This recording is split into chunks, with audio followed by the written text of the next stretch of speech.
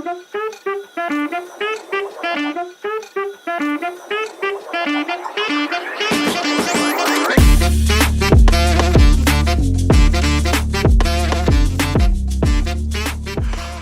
I'm Alvin Mabuza, and this is MoneyMoves, where we make your money move for you. We are in Stellenbosch today, very quiet this morning, but we're going to find someone to ask us about finance. Let's see if we can find somebody.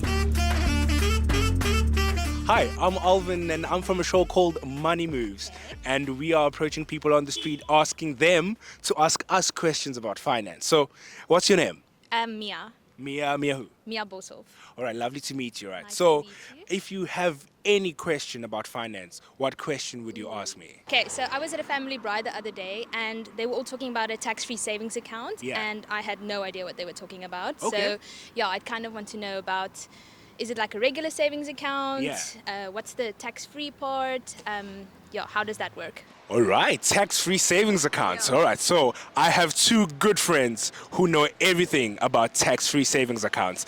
Let's go to Paul and Ingrid in the studio. Welcome to the Money Moves studio. We aim to educate, entertain, and inform. Thank you so much, Mabuza, for sending over that very, very valid question. So, Paul, tax-free savings account. Please give us some insights as to whether it's actually a savings account or an investment account, because there is a bit of confusion surrounding this savings vehicle. Yes. Hello, Ingrid. Reporting from the beautiful Cape Town this morning. What are we drinking? We're drinking coffee. No milk, no sugar, black as is, but hopefully the markets are green today. So, very common misconception, Ingrid. Is it a tax-free savings account, as in a bank savings account, or is it actually an investment account? The answer is it's actually an investment account. So the name is a little bit, it can actually throw you off. You can use this tax-free vehicle, let's call it a tax-free investment account, and you can invest in bank, like, that would be a savings account, like cash, but you can also invest in bonds, property via the REIT, real estate investment trust, stocks, a little bit of everything actually. So yes, it's a tax-free investment account. Okay, so I think the whole tax-free thing is also something that confuses some people. So what taxes are actually free? What taxes are we saving on? Yes. So there are three main types of taxes when it comes to investments. The first one is the taxes you pay on your interest. So when you invest in cash, like fixed deposits or any money market fund or bonds, those assets yield interest, and that interest is actually part of your taxable income, your normal taxable income. So say for example, you earn a salary. Now the interest that you earn is put on top of your salary, and you pay taxes on that. So it's quite a high tax bracket, especially if you're a high income earner. So that one is a little bit sucky.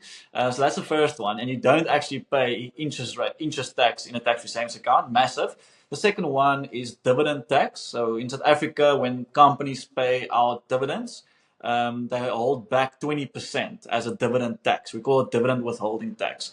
But within a tax-free savings account, you don't pay 20% tax on the dividends that you receive. Once again, 20% is actually quite massive. So a huge benefit there. And then the big one over the long term is capital gain tax. And capital gain is if you basically make a profit in your investment. So let's say you buy stocks all of these years, down year on average. Over time it goes up a lot, and finally now you decide to sell. Now that's a massive profit that you lock in, also known as capital gain in investment. And you owe SARS taxes on those capital gains. So let's quickly summarize that. Firstly, interest. Secondly, dividends. And thirdly, capital gain. No taxes on those gains within a tax-free savings vehicle.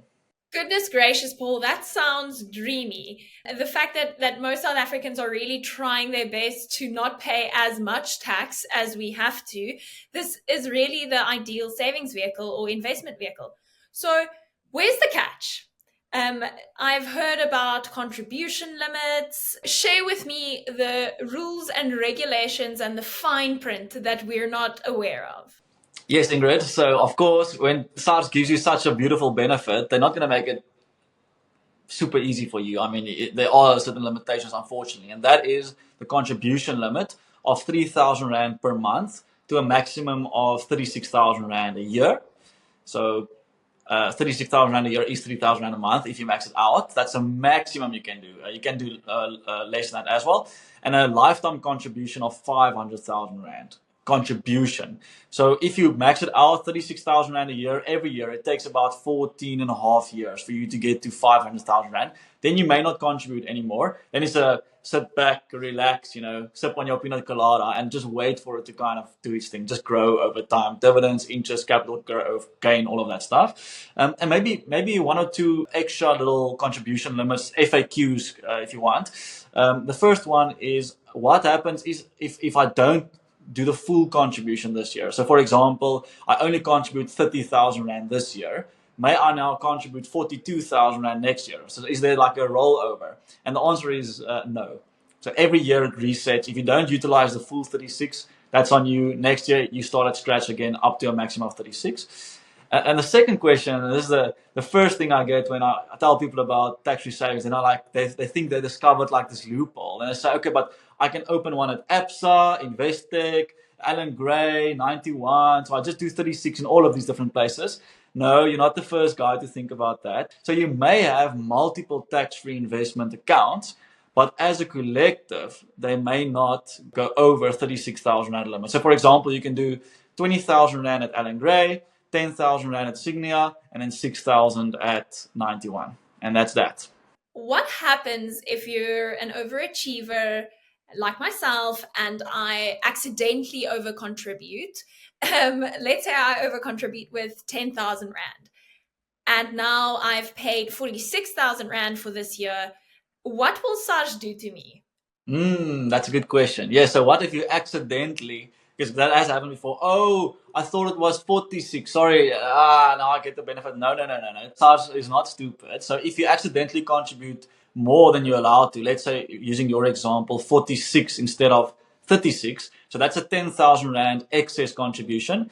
SARS issues a 40% penalty of your contribution. So 40% of whatever you contributed in excess is the penalty. So in your example, it would be 4,000 Rand because you over contributed 10,000 Rand, 40% of that is 4,000 Rand. That's what you will pay to SARS. And it's obviously not worth it. So just stick to the 36. All right, Paul, hear you loud and clear. But just to be sure that we're always safe and in our little boundaries of the 36,000 Rand a year, does the dividends and the interest that you yield on your investment, does that count as part of your 36,000 Rand contribution for the year? Oh, that's a very good question. It's a question I get quite often. And the answer is no, Ingrid. So the 36,000 Rand is purely contributions. So of course, on the 36, there will be dividends and interest. So in total, your growth will be more than 36,000 Rand. But the 36,000 Rand is the actual contribution that you do the EFT or they collect the money from you. 36,000 Rand, that's the magic number. All right, 36. Ingrid, have you seen the advertisement in the old days where they did the tomatoes? I think it was an all gold ad. And they went like 36. I can't do it, but 36? I love the way you say 36. 36. A little shout out to a much loved brand in South Africa. But anyway, let's not digress. When it comes to your tax-free savings account, now I've saved, I've been the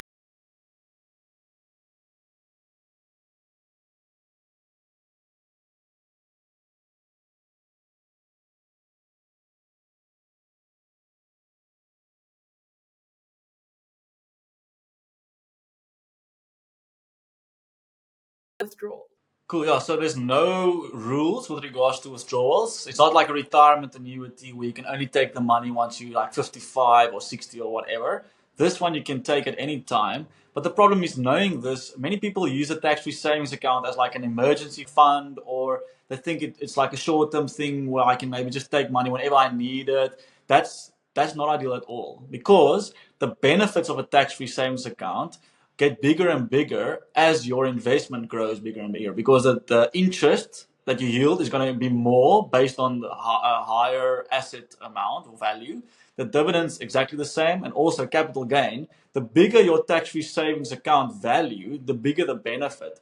So I always tell clients, you can basically see this as another retirement annuity where the rules just differ a bit.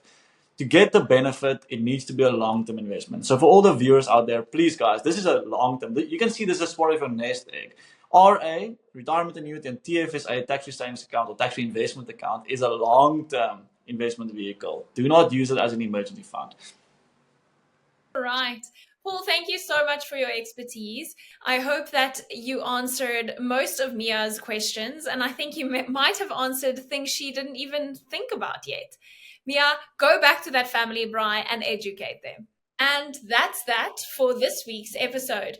Hopefully, you've gained some insights, and now you can make your money move. See you next week.